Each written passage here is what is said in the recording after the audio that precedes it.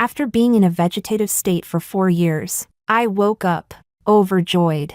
Eric wept and held my hand, saying he would give me the grandest wedding. He did not know that during those 4 years in my coma, I had seen the present and the future. He already had a stand-in for me. In the end, for her, he would resent me, betray me, and finally abandon me, so I do not want him. Chapter 01. Let's get divorced. I pulled my hand back and calmly looked Eric over. 4 years had passed, and he was no longer the rough-edged boy from our startup days. His sharp suit, polished appearance, and measured way of speaking all declared that he had become a successful man. Eric froze, then said gently, "What's wrong? Are you throwing a tantrum because I didn't come see you right away?"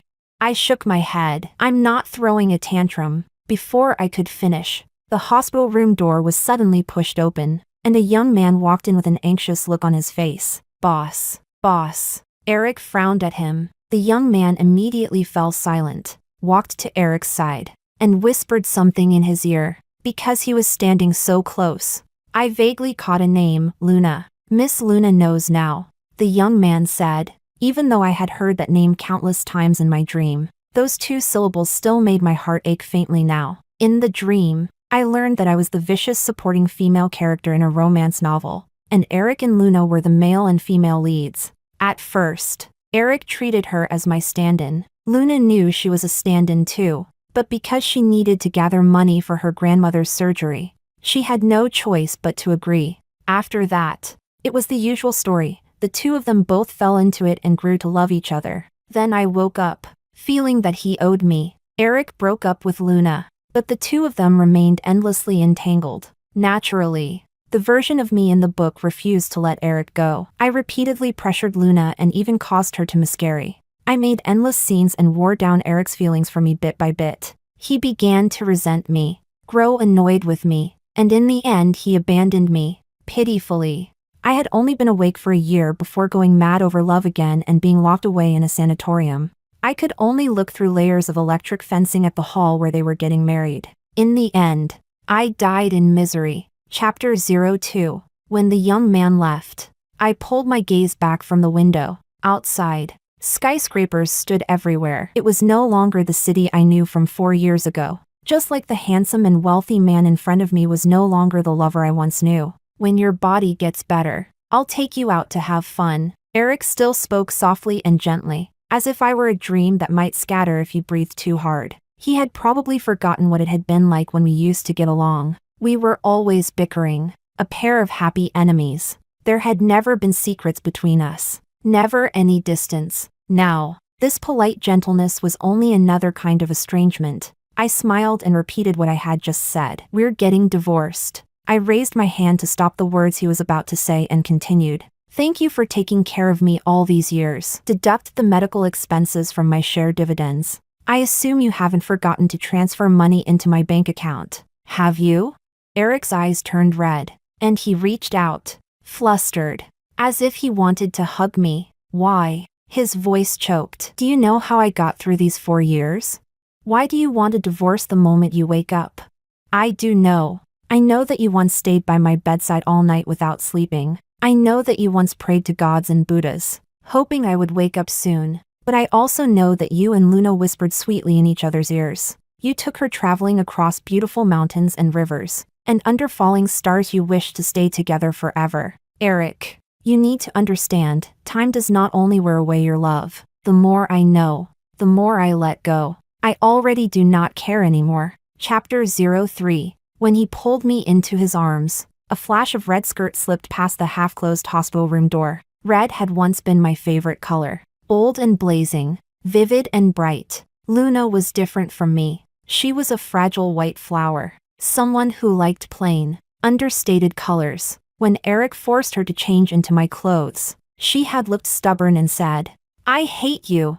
Later, it was not only my clothes. Luna accepted everything of mine without hesitation. She had practically become me. She wore my clothes, my jewelry, and slept with my man. But I am me. I do not want a stand-in, nor am I willing to be replaced. Just because someone possesses the things outside of me does not mean she truly becomes me. My life should not revolve around Eric. acting out nothing but love and hatred. Eric rested his chin on my shoulder. Diana, don't leave me again. From now on, I'll take good care of you. Warm tears dampened my hospital gown. I thought of many years ago, when my father demanded that I break up with Eric. My father had said, "He's a good boy, but if you stay with him, you'll suffer." Having never yet suffered the hardships of life, I had foolishly defended Eric. I'm not afraid of hardship. Loving him is something very sweet. You say his circumstances aren't good, then I'll build a better life with him.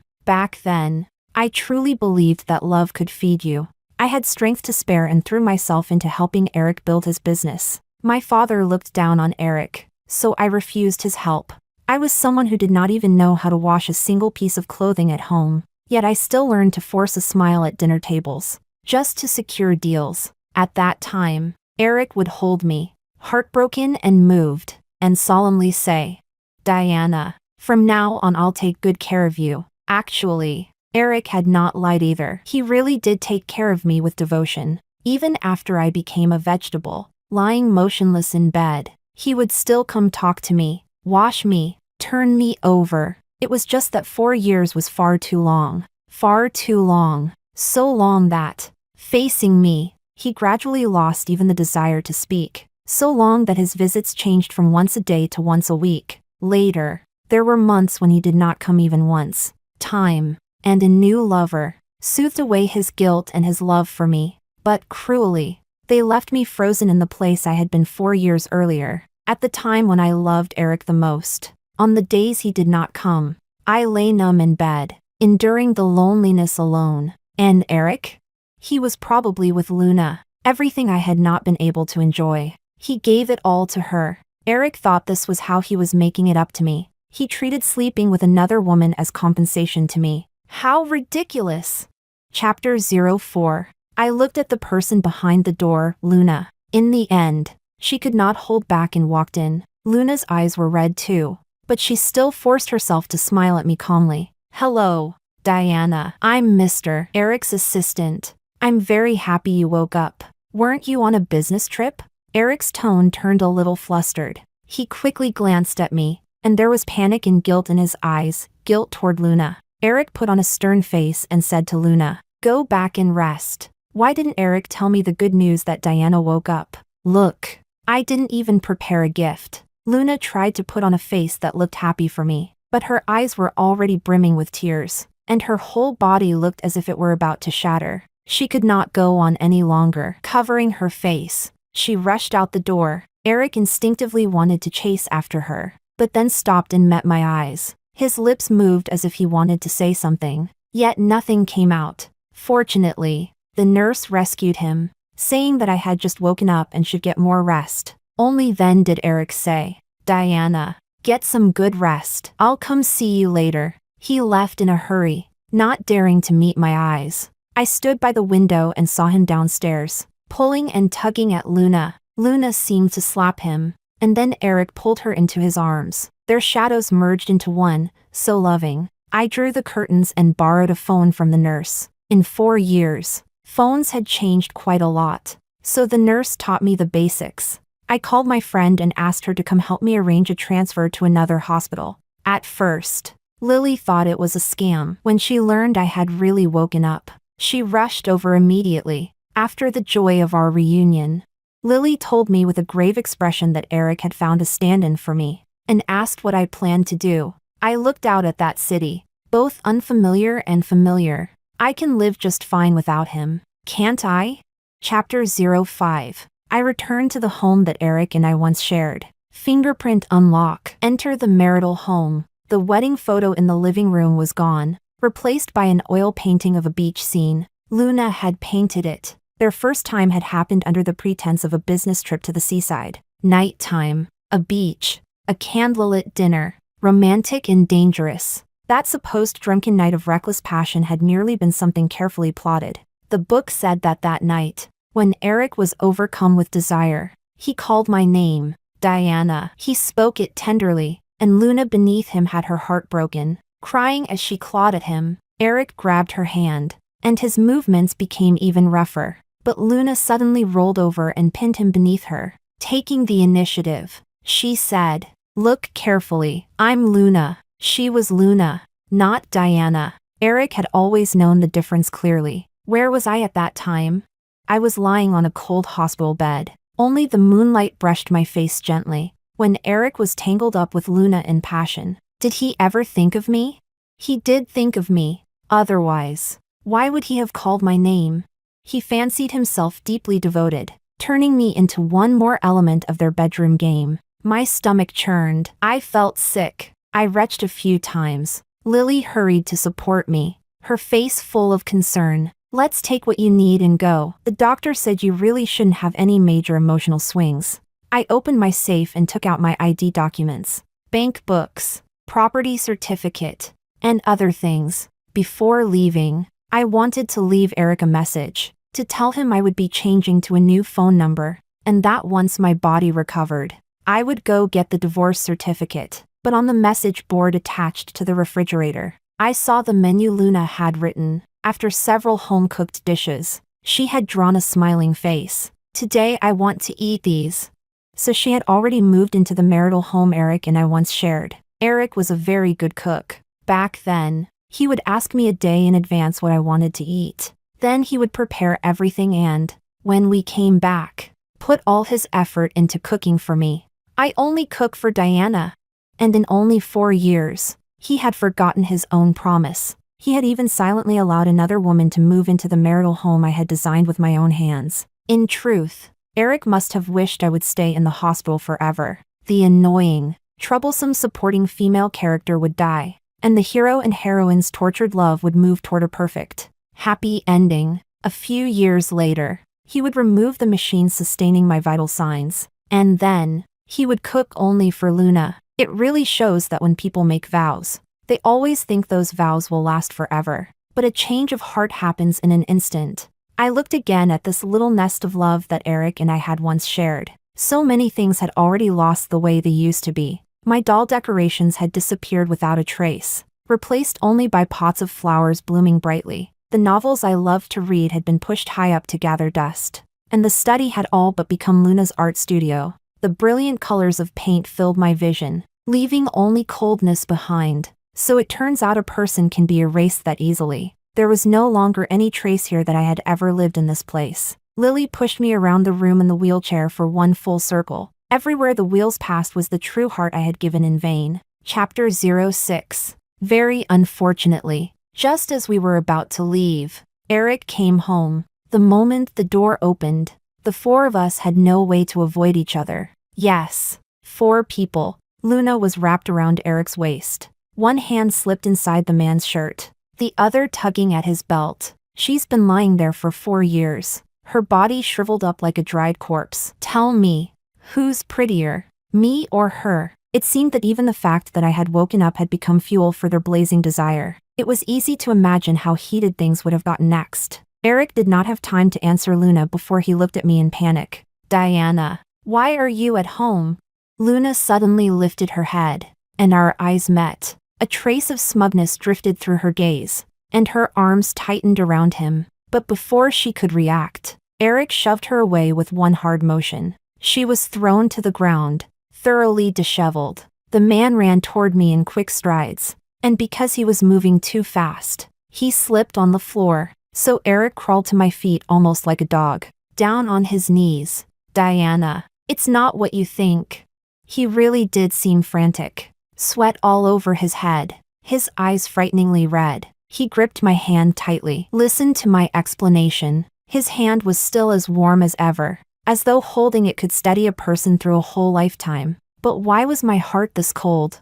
Even now, he still wanted to explain. Was it really an explanation, or just another lie?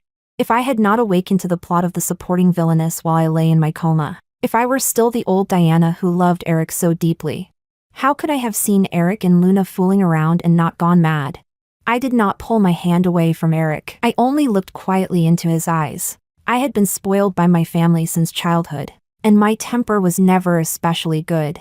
Back when we argued, if Eric tried to reason with me, I would definitely stomp my foot and shout, "I'm not listening. It's your fault no matter what." Eric would then have no choice but to admit he was wrong. helplessly saying every sweet thing he could until I calmed down. But now, I had no temper at all. I even smiled gently. Eric, we're about to get divorced. You don't need to explain any of this. What did you call me? Eric's face changed abruptly, his pupils shrinking sharply, and his grip on my hand tightened even more. Are you insane? Let go! Lily noticed at once that I was frowning and immediately came over to pry Eric's hand off mine. He would not let go. He only stared stubbornly into my eyes, his voice breaking. Diana, don't talk about divorce. I had only just woken up not long ago, and I lacked strength. I only felt so tired. Eric, I need rest right now while I'm recovering. Please don't disturb me. The grief in Eric's expression was so heavy it almost seemed tangible. Why is it so easy for you to bring up divorce? Then what do the 4 years I spent guarding you amount to?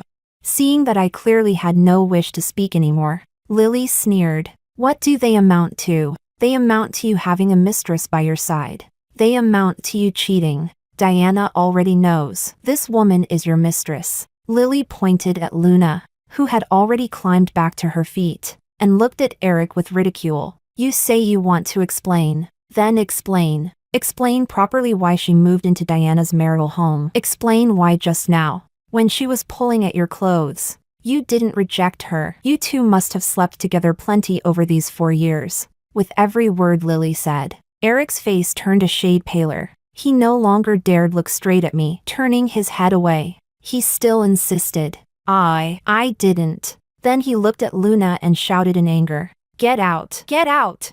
Luna's slender body seemed unable to withstand that shout. She swayed, tears falling, and in the end ran off without looking back, wiping her eyes as she went. Only after her figure disappeared did Eric turn back to me and say, These 4 years, I was just too lonely. If you don't like her, I'll make her get out immediately. From beginning to end, you're the only one I want. My feelings for you have never changed. I'm begging you, don't leave me. He kept his head lowered the whole time, so I could not see his expression clearly. I could only feel warm drops of water falling one by one onto the skin on top of my foot. His tears were so hot. Vaguely, I remembered the day of the car accident. That day, we had had a huge fight. He drove in silence, and I turned my face away in the passenger seat, refusing to look at him. The car was going fast. I heard the shriek of brakes by my ear, and then, before I could even feel pain, I slowly lost consciousness. In the last instant before my mind sank into chaos, Eric held me, and I heard him crying out for help in anguish, his burning tears falling onto my face. He had said, Diana, please don't leave me. Back then, Eric probably never imagined that after fighting so hard to save my life, he would one day let another woman take up residence in his heart. I reached out and smoothed Eric's slightly disheveled hair. Eric, when you held Luna, did you ever think of how I looked dying in your arms? Chapter 07. Eric finally looked up at me, helpless and anxious. Liking Luna is your business, but I have standards. I don't accept a man who can't control either his body or his heart. After smoothing down the last stray lock of his hair, I withdrew my hand. Let's part on good terms. The company shares, the car, the house, and everything else we own together. Find a lawyer soon and divide it all cleanly. Lily pushed my wheelchair, and I moved past Eric. Just as we were about to reach the elevator, Eric called after me. Split everything cleanly, so you can go find that childhood sweetheart of yours, Oliver, right? You saying you mind that I cheated is just an excuse. Oliver, the fiancé my father had chosen for me. I should have entered an arranged marriage with him, but I had stubbornly insisted on being with Eric. That fight before the car accident had also been because of Oliver. At that time, the company had just started getting on track, and Oliver had wanted to help me by giving me an order. If we could have reached a partnership with Oliver's family, the company's prospects would have been extremely good. I had excitedly shared the news with Eric, but he told me to refuse directly. His reason was that he did not want to rely on my resources. I knew Eric had a breath held in his chest, determined to prove himself. Before my father died from serious illness, Eric had sworn that he would give me the best life. We had gotten our marriage certificate, but we had never had the chance to hold the wedding. Oliver's help would have felt like humiliation to him, but when doing business, What must always be considered is the exchange of. In the early days of building the company, didn't we also humble ourselves to get investment? So why did Eric get so twisted about Oliver? When I pressed him further, Eric suddenly exploded at me. He said, "Are you really thinking about the company? Or are you just looking for an excuse to get close to Oliver? Being with me, do you regret it now? Is that why you want to rekindle things with Oliver?" Those words trampled all over my sincerity. I had been raised like a princess, and just because I loved him, I had thrown myself without hesitation onto the hardest road of entrepreneurship. I had been tired. I had suffered. I had cried, and now Eric was asking me whether I regretted it. I stiffened my neck and ignored him, turning my head aside and crying silently as I waited for him to apologize. I was even thinking that if he apologized properly, I would forgive him. But what I got instead, what I got was him suddenly accelerating. What I got was these 4 years in a coma. What I got was a faithless man. I had already lost all interest in talking to Eric. Lily could not stand him slandering me out of thin air and snapped back. "You lunatic. Oliver got married ages ago. Treating Diana like this, are you even human? Do you have any idea how much Diana suffered with you?"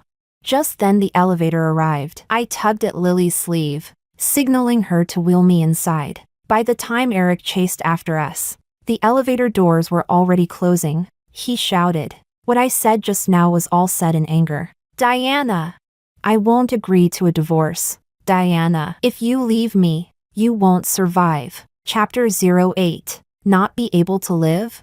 There is no such thing as one person being unable to live without another. It felt a little surreal. In the past, I had regarded Eric as my reason to keep living. Back then, I truly could not leave him. My parents were in a second marriage before my mother married into the family. My father already had a son. After they married, they had me because he loved my mother. My father cherished me like a precious jewel. When I was in my second year of high school, my mother died of illness, and my father remarried. Once there was a stepmother, and all the big and small matters in the household were managed by my stepbrother. My existence became awkward, although there was no difference from before in terms of food, clothes, or daily expenses. Everything somehow still felt different. My stepmother was very picky with me and focused more on educating me on how to be a wealthy family's proper lady. It was as if I had been born for only one purpose, to marry Oliver in an alliance. I wanted to escape,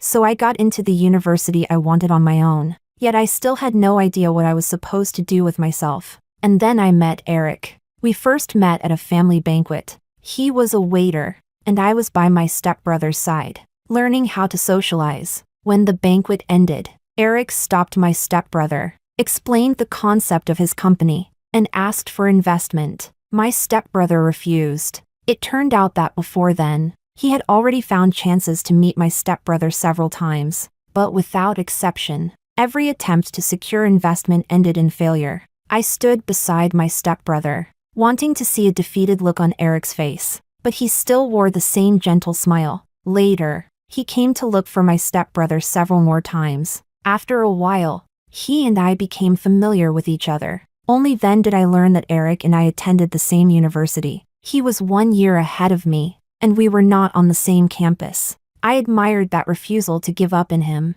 Then that admiration became a flutter in my heart. I fell for Eric, and I accepted his pursuit. When my father learned that I was with a poor boy like him, he sneered. "There are too many poor boys dreaming of jumping straight to the top. Diana, what you think is love is actually just his stepping stone." It wasn't that I had never wondered whether Eric was with me just to gain my family's support. But after we became a couple, Eric never again entertained the idea of getting investment from my family. He found other ways, and Eric was ambitious enough to succeed. His company slowly began to take shape. My father gradually softened and said, "He really is a good boy. But Diana, if you stay with him, your fate is to suffer. Wouldn't it be better to marry Oliver properly and enjoy a comfortable life?" No, it wouldn't. I did not want to be an ornament. Eric was holding on to a stubborn drive. But wasn't I the same? I also wanted to prove to my father that my value was not limited to marriage alliances. Even without relying on my family's resources, I could still build a career of my own. Eric and I were two people leaning on each other for warmth. Neither of us could leave the other. Now, Eric and Luna lean on each other, and I can walk on my own. Chapter 09. I got back in touch with my stepbrother. After my father passed away, all the family's business affairs were handed over to him. 4 years later, when my stepbrother received my call, his tone was as indifferent as ever. Our relationship had only ever been average when we were young, and it remained the same after we grew up. Do you need to come back to the old house to recover? He asked. No, I just wanted to tell you that I'm awake. My stepbrother's tone remained flat. I already knew when you woke up. I sent people to pick you up and take you to a better sanatorium. It was a sanatorium under the family group's name, and Eric could not get in.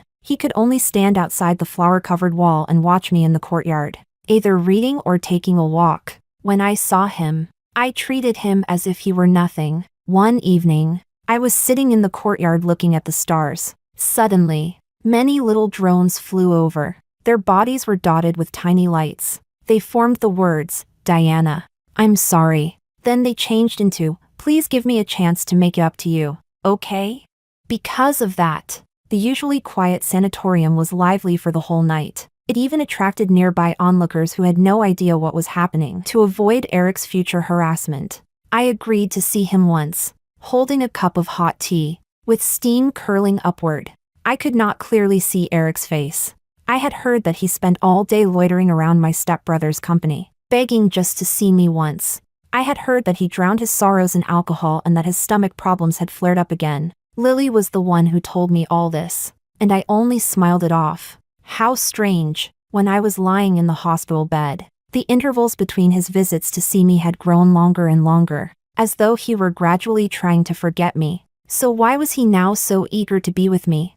After a long silence, Eric finally spoke. Let's stop being upset and go home, okay? I've learned a lot of new dishes. I'll cook them all for you. Every time we fought before, it always ended with him admitting fault first, then making me a lavish meal. I used to like that kind of simple happiness. But now, no matter how delicious the meal was, what meaning could it possibly have? I set down my teacup and finally looked Eric straight in the eye. You think I'm throwing a tantrum? I swear, there's really nothing between Luna and me. I was just too lonely and made a mistake. I've already fired her. Diana, don't worry. For the rest of my life, I'll stay by your side only. The more Eric spoke, the more agitated he became. He took out his phone and held it in front of me. I deleted everything. She's disappeared completely. I lowered my eyes, and a mocking smile escaped me before I could stop it. You make it sound so simple. She lived in my house and wore my clothes. What about that? A few words from me were like several slaps across Eric's face. All color drained from him, leaving only pallor, while his eyes reddened. We'll buy new ones. Didn't you always want a detached villa? We'll go buy one right now. I'm begging you. Can we start over? His words were so earnest that I almost believed him. What if Luna is carrying your child? She won't be. She doesn't deserve it. Hearing a slight softening in my tone, Eric thought there was hope for reconciliation and came over to grab my hand. I only want to have children with you. You have no idea how terrified I was of losing you again.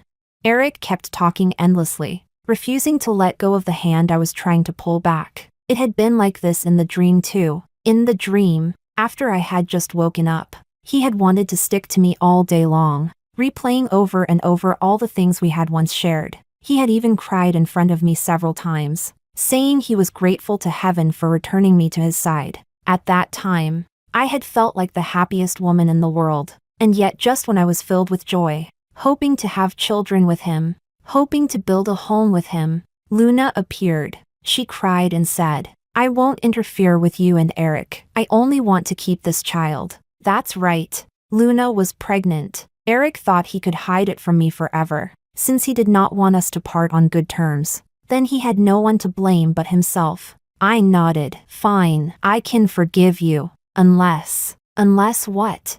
A flash of delight burst into Eric's eyes. Unless you transfer all your assets into my name and recover everything you gave to Luna. Chapter 10. At my words, Eric said nothing for a long while. I smiled. If you can't bear to part with it, then what feelings are you even talking to me about? The man's tone turned wounded. You don't trust me anymore, do you? It almost made me laugh. At a time like this, what was the point of talking about trust?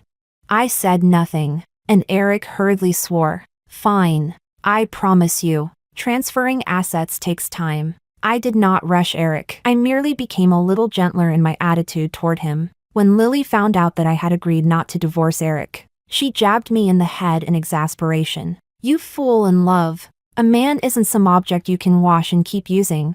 Eric is already filthy like that, and you can still bring yourself to touch him? Covering my aching head where she had poked me, I hurriedly begged for mercy. Just hear me out first. After I whispered the plan into her ear, Lily looked at me with suspicion. Will that really work? Just wait and see. I was full of confidence. The car, bags, and jewelry Eric had bought for Luna were all taken back. He handed me the itemized list to review, every line clearly written out, what each item was and when it had been given. Eric had marked everything in detail. Since they've all been taken back, sell all of it and donate the money to charity. I only flipped through the list briefly before losing interest. Leaning back against the sofa, I looked at Eric. Didn't Luna make a fuss? She wouldn't dare. It was rare for me to smile at Eric, and he immediately moved closer, taking my hand with tender affection. She wouldn't dare disturb you. I reached out and held him lightly. You still treat me just as well as before. When are you going to transfer the company shares to me? Eric's body stiffened slightly, looking into my eyes. He said, the company has a new project recently. Everything is very busy on all fronts. Can we talk about the shares later? I'll give you $5 million. Buy whatever you want. I took the bank card he handed me and smiled soundlessly. Compared with the greater part of his fortune that should have been divided to me in a divorce, what did these $5 million even count for?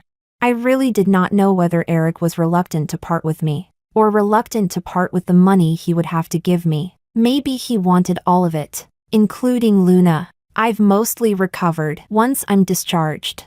I'm going to the company to help you manage things. Eric had not expected me to make such a request and instinctively refused. Rest more. I'll support you. You've lost so much weight. It hurts me to look at you. And so the topic drifted away from my returning to the company and veered off into how much he had missed me over the years. I impatiently cut him off. I'm going to the company, unable to argue me out of it. He had no choice but to nod. Fine. Xingyin Technology was originally built by us together. If you want to go, then go. Xingyin Technology. Those 4 words tugged painfully at something deep inside me. In the early days of the company, we had only 3 shabby one-story rooms. They were freezing in winter and scorching in summer, with terrible conditions. Sometimes when there was a torrential downpour outside, it would be raining lightly inside too. The water would flood up over our ankles. Eric would hold me, and I would angle the umbrella toward the expensive electronic equipment indoors. Even so, I still smiled without a single complaint. That was probably what people meant by saying that when there is love, even water is enough to feel full. Memories of the past surged over me like waves. The image of Eric in me, together with the other 2 partners who had founded the company with us, dreaming about the future in those 3 little dilapidated rooms, was still vivid before my eyes. And in the blink of an eye, 8 years had passed. We had all become successful, and we had all lost the people we used to be. Chapter 11. On the day I officially returned to Xingyin Technology, I put on my favorite red dress. My makeup was exquisite, my red lips full. I loved this vibrant vitality in myself, and it had nothing to do with anyone else. Xingyin Technology was no longer those 3 low, shabby one-story rooms. The entire building in the city center now belonged to Eric. Since everything had already been arranged in advance, the receptionist respectfully led me to the president's office. Eric was waiting there, introducing me one by one to the heads of each department. None of the old faces from before were still here. To me, the people in charge of the departments all looked utterly unfamiliar. Though they were all smiles when they looked at me, their eyes were full of mockery. I left and returned, and finally, in the break room, I found out why they had been looking at me like that. She's just lucky. She lay there for 4 years, and when she woke up, her husband had become rich. Poor Luna. She worked so hard alongside the boss for so long, only to make a wedding dress for someone else. 2 female employees were stirring their coffee, gossiping with great enthusiasm. Listening to them, It was nothing more than lamenting how I did not have to do anything and could still become a wealthy man's wife, and feeling sorry for the beautiful and kind Miss Luna. I pushed open the half-closed door and walked straight toward them. The two of them panicked, and a coffee spoon fell to the floor. Their eyes darted away, and they did not dare look at me. I took a bottle of sparkling water from the refrigerator and looked at them with amused eyes. Go on, I like listening. The two of them opened their mouths, but they no longer had the same air of righteous judgment from a moment ago. Their lips trembled. No, Diana, what are you afraid of? If you want to stand up for Assistant Luna, then at least show a little courage. I twisted open the bottle cap. You pity her, but no one pities you. Eric had not seen me and came looking for me at that moment. When he saw me facing off against the two employees, he immediately asked what had happened. Nothing much. They were just speaking up for Luna. Eric, you handle it. That very day, the two of them were kicked out of the company. Back in the office, Eric repeatedly assured me that there would never again be talk like this in the company. His endless assurances, I had no idea how many times I had already heard them since waking up. Sunlight streamed through the blinds and fell across Eric's face. Light and shadow crossed over him, and he looked just as handsome as before. I could not help reaching out to cup his face. All our past memories surfaced one by one in my mind, and I wondered whether I should give Eric one more chance. So I asked, Eric, have you really cut things off completely with Luna? He caught my hand and nodded. And are you truly willing to transfer everything into my name, without hiding anything from me? The man nodded again. Good. Then there was nothing more to say. Whatever came next, he had only himself to blame. Chapter 12. Not long after, the company's cash flow ran into problems. Eric kept sighing. Several major IP games we had invested in were cut off halfway through, causing the company no small loss. Finished products had not yet made it to market, so there were no profits. I'm sorry, I failed to manage the company we built together well. Eric looked utterly dejected, his eyes bloodshot, clearly worn out by everything happening in the company. The stock price dropped a lot? I asked. The market value shrank sharply, and it's not far from bankruptcy? Eric rubbed his brow, his fatigue obvious. Yes, it keeps falling. He looked at me. We should sell now, otherwise, we'll lose even more. It's all right, we just need to get through this stretch, I said to comfort him. It's not a matter of time. The company's direction is wrong. Starting over from scratch would cost even more. It's better to sell. He looked guilty and handed me the company's financial reports from the past 2 years. Eric had made his fortune with a competitive mobile game. But in the past 2 years, all kinds of mobile games had sprung up like mushrooms after rain, and our games were no longer as competitive as others. Later, several games were suspected of plagiarism. They flared up briefly, then fell silent again. The financial reports really were not pretty. You've already talked to someone? I flipped through them briefly and handed the booklet back to Eric. The man nodded heavily. Yes, this is better too. I'll have more time to spend with you. I looked at him without blinking, trying to find even the slightest trace of a lie on his face. There was none. He looked so sincere that it made me feel despicable. Eric, when did your acting become this good? Were you acting from the very beginning? A bitter taste spread through my mouth. I adjusted the expression on my face. Which company is willing to acquire it? A real estate company. They want to expand their business. He asked me again whether I wanted to look at the contract. I refused. You decide everything. Chapter 13. Eric had not expected me to be this obedient. Once he recovered from the surprise, he hugged me excitedly. Diana, you're so good.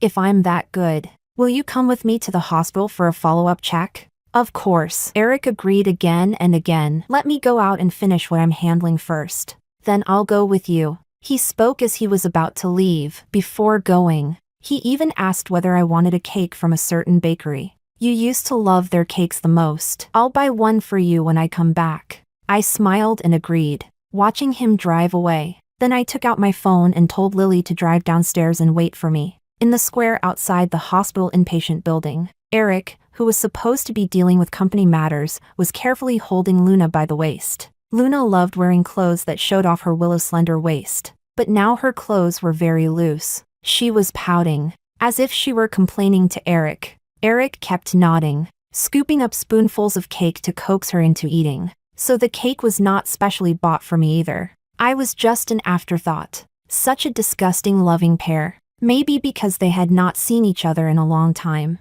The two of them were immersed in the joy of being together again and did not notice Lily and me. I walked over at an unhurried pace and snatched the pregnancy test report from Eric's hand. The man suddenly looked up when he saw my face. He froze. 3 months. The pregnancy is stable. I said it with a smile, then asked Eric, where are you planning to send her to rest and carry the baby?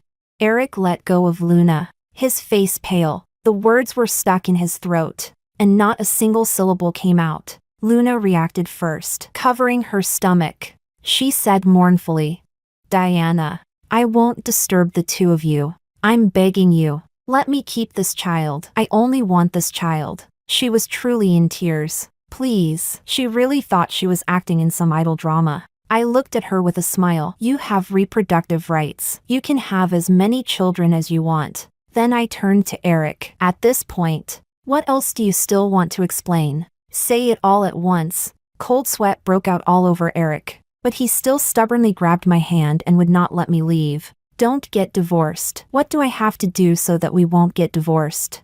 He said this with difficulty, tears falling in streams. I knew that the current Eric still loved me, so I was going to make use of this last remaining bit of love. Have the child aborted. I want to watch it happen with my own eyes. Chapter 14. Luna cried and begged Eric not to agree. I said slowly, Eric, do you remember what you said at your grandmother's bedside? Eric's parents had died early, and he had depended on his grandmother alone. His grandmother was gravely ill and bedridden. It was Eric and I who stayed by her side, feeding her and washing her. I regarded Eric as my lover, so I treated his grandmother with even greater devotion. As she was dying, his grandmother held Eric's hand in mine, saying she hoped we would marry soon and have many children. Stay together and stay well. Eric, don't fail, Diana. Don't fail. At the right moment, I squeezed out 2 tears. Eric, are you going to fail me? Eric hurriedly shook his head. No, I truly know I was wrong. What followed was very simple. Eric forcibly demanded that Luna have an abortion. Naturally, Luna refused. Eric hardened his heart and had people force her to a private hospital and make her abort it. I watched the whole thing coldly until the operation was over and I saw that small, not yet fully developed embryo. When Luna was wheeled out, she looked at me with a gaze full of venom. You're so cruel. In my heart, I asked myself, am I cruel? No, this is all something you brought on yourselves. Eric looked deeply unwilling to bear it, and I said, she cursed at me, slap her. He did not move, so I pulled out the divorce agreement. Go on, slap her until I'm satisfied. If you can't bear it, then we divorce. How could we divorce now? The company still hadn't been sold. His shares were still in my hands. The way Eric looked at me held some fear, but very quickly he raised his hand and slapped Luna twice in quick succession. Handprints instantly appeared on the woman's pale face. She covered her face, tears spilling uncontrollably. I hate you. I hate you to death. Eric did not dare look at her. He took my hand and led me away. Don't worry. This time, we truly won't have any more contact. I said nothing. Eric, you have told too many lies. It is very hard for me to believe you. After we returned, Eric immediately began rushing to sell the company. He became busy. In truth, he was avoiding me. Perhaps whatever little love he still had for me had vanished entirely because of my ruthless conduct. He once said I was his salvation. Then even if I sent him to hell, I would bear no sin. Chapter 15. After the company was sold, I found Eric in a bar. He had 2 heavily made-up women in his arms, and when he heard me tell him to come home, he acted as if he had heard nothing. That's enough. Diana, I'm entertaining clients. I said nothing. I only looked at him. Eric sneered. What? Are you going to bring up divorce again? Diana, the money from selling the company and the house all went into plugging holes. If we divorce now, you'll have nothing. I poured myself a glass of alcohol. So, you think I can only rely on you? What else? Eric's voice was gentle. Your brother doesn't care about you either. You can't live without me, and I'll always love you. I'm a little tired right now. Go back first. I obediently went back first. The moment I walked out of the bar, a team of police brushed past me. I got into Lily's car, and through the window I saw Eric in handcuffs, being taken into a police car by the officers. His neatly tailored suit was wrinkled from his struggling, his tie crooked, and he looked thoroughly disheveled. When he saw me, he desperately shouted my name. I rolled the window up. This was probably the last time I would ever see him. Eric had committed financial crimes. On the surface, the only company under his name was Shingen Technology. But in reality, 2 years earlier he had already had Luna and others, who worked as accountants, siphon funds out of Shingen Technology to start another real estate company. The legal representative of the real estate company was not Eric, but one of his own people. Eric first bought a piece of land, then heavily promoted the residential development he was supposedly about to build, attracting people to buy homes. In fact, the company had no money at all to build those homes. So what was done with the home buyers' money after it came in? Naturally, it was used to quickly buy a second plot of land.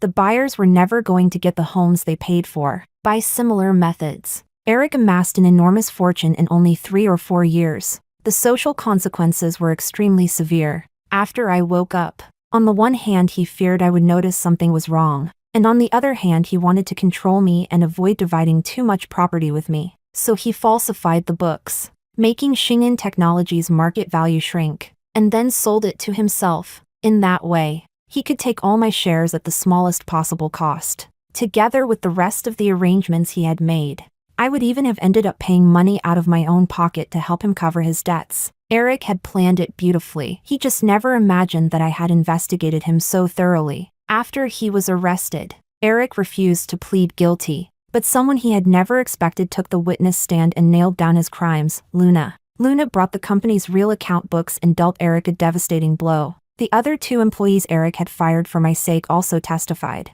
Of course, Luna herself inevitably had to be sentenced and go to prison. Eric broke down in court and demanded to know why Luna had betrayed him. Luna said only one sentence: because people are selfish. Chapter 16. People are selfish. By the time I said that to Luna, her eyes were already swollen red from crying. To keep up the act, Eric followed my demands and took back everything he had ever given her. She was left alone in a rented apartment, abandoned to fend for herself. It was I who had Luna, weak and half dead after the abortion, brought to the hospital and properly cared for. You won. You must hate me, don't you? Luna's voice was faint. Why would I hate you? I arranged the fragrant lilies in the vase. If there hadn't been you, there would have been other women. If a man wants to cheat, what does that have to do with the woman? I carried the vase to the cabinet by the window and set it down. Luna's eyes followed me, as if trying to see through the fake mask on my face. I'm guessing Eric must have told you to endure for now, and that once everything was over, he would compensate you. After too long a silence, I was the one who broke it first. Luna's face turned even paler. I don't know what you're talking about. Don't play dumb. Eric wanted to hollow me out. Once I had nothing left, he could be with you openly and honestly. You were originally an accountant at Shingen Technology, weren't you? You must have done quite a lot of dirty work for him. She opened her mouth to deny it, and I raised a hand to silence her. Don't rush. When all of this comes to light, who do you think will be the first one made to take the blame? The person in front of me was breathing harder and harder. I continued. If he can be this ruthless even toward his own child, how much real feeling do you think he has for you?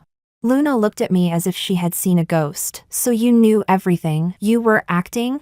I admitted it generously. Yes, if Eric had only been willing to divorce me, that would have been one thing, but he wanted to scheme against me, and so I wanted to make sure he would never rise again. Why? Don't you love him? Luna became agitated. He so obviously loved you. It drove me mad with jealousy. People are selfish. He loves me. Doesn't he also love money? I sat down beside Luna. Were you planning to secretly tip Eric off, so he could hide for a while? Don't be foolish, since I'm laying everything out for you. I already prepared 2 plans. If you don't cooperate, the one who suffers will still be you. Tens of millions in false accounts, enough to rot in prison for it. I showed Luna a few photographs. Eric only waited 4 years for me before getting together with you. If you go to prison, I left the sentence unfinished and instead showed her photos of Eric fooling around with other women. But my crimes aren't light. The woman finally began trembling, her eyes red as she murmured, "Don't be afraid. Eric forced you to do it all, didn't he?" Luna reacted at once. "Yes, he forced me." What I promised Luna was not just to fight for a lighter sentence for her. I also promised to help take care of her grandparents at home. I truly did not hate her at all. In the end, Eric was the one who had wronged everyone. Chapter 17. Eric was sentenced to 20 years in prison. Luna had a lawyer I hired to defend her, and she was sentenced to 2 years. The assets of that real estate company were seized, and everything that should be repaid was returned to the homeowners. Because Eric's operations had been illegal, the sale contract for Shingen Technology was voided. I remained the largest shareholder. Because of this incident alone, the company suffered a bit of impact. My brother, in his usual cold manner, bought 10% of my shares and gave me another sum of money. Just treat it as an investment. I could not help but laugh. Actually, I am very rich. When my father died, he secretly left me an inheritance without telling anyone else. Lily has been helping me manage that money, and it is no small amount. Even if Eric had not committed any crimes, I still could have dragged him down from the clouds. The reason I did not tell Eric back then was because I discovered him flirting with other women. That's right, after my father died, he had become a little ambiguous with a female employee. Although it only looked like ambiguous flirting, it was enough to put me on alert. So I left myself a way out. After all, people are selfish. When in love, I can give everything, but if he betrays me, why should I still treat him with sincerity? I had not even investigated everything clearly before the car accident happened. Eric applied to see me, but I refused. For the rest of our lives, we would never meet again. The last time I heard any news of Eric was when he had someone pass along a final letter for me. It turned out that in prison, he had wasted away in depression and developed a terminal illness. By the time I received the letter, he had already been dead for exactly a year. Diana, when you see this letter, it will be as if I am before you. I am writing this because I dreamed again of the day I confessed to you. You were wearing a floral dress, and the helpless look on your face when you heard my confession was so adorable. Heaven knows how happy I was when you agreed to be with me. But I failed to take good care of you all these years. I have often thought of those old times. I think of how you fought against your family for me, how your allowance was cut off, and how you ate plain boiled noodles with me. There was not even an egg in that bowl of noodles. And you never once complained. The first time Grandma met you, she quietly pulled me aside and told me to treat you well. But I still lost you. When a person rises too high, he starts to float. I enjoyed too much the feeling of being admired, and I chatted a little too much with those women. When you found out, I lashed out in humiliation and accused you instead, saying you still had Oliver in your heart. I knew you cried. I was too ashamed to apologize, had nowhere to vent my emotions, and unconsciously sped up. One wrong step, and every step after was wrong. Everything that happened to me, I deserved. I can feel my body getting worse day by day. I do not dare hope that you will come see me one last time. Could I ask one favor of you? After I die, could you bury my ashes under the peach tree we planted together? The letter ended there, in only a few short lines. On the words peach tree, faint tear stains could still be seen. That peach tree had been in the backyard of his old home, planted by the two of us with our own hands. 8 years later, its trunk had grown thick and sturdy. In spring, it was covered in rosy blossoms. In summer, its leaves spread like a pavilion of shade. Only, everything he owned had already been sold off by me and donated. The old house was gone, and the tree was gone too. As for his ashes, I would not bring them back either. I fed the letter into the shredder. Lily glanced at me. That scumbag deserved to die. Do you regret ever knowing him? Did I spend those 4 years doing nothing but being in love with him? I asked in return. Then I pointed at the company's financial report from last month. I don't regret it. I still have my career. Just because you stumbled on the road does not mean you should deny all the scenery along the way. My youth had a terrible love story. Yes, but it also had precious experience in building a business, like-minded friends, and a great deal of wealth. That's right, last month, the new Otome game our company released brought in $100 million in revenue. My mouth is about to split from smiling. Honestly,